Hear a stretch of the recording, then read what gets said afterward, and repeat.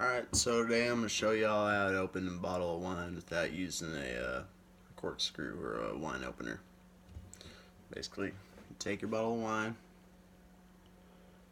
take yourself a little knife, stick it down in there if you can. Get it just about, not sure if y'all can see that, and that's sticking through in the bottle. So you're going to take it, just going to twist it. As you're twisting, you're slowly going to pull out of the bottle, and there it goes. Knives.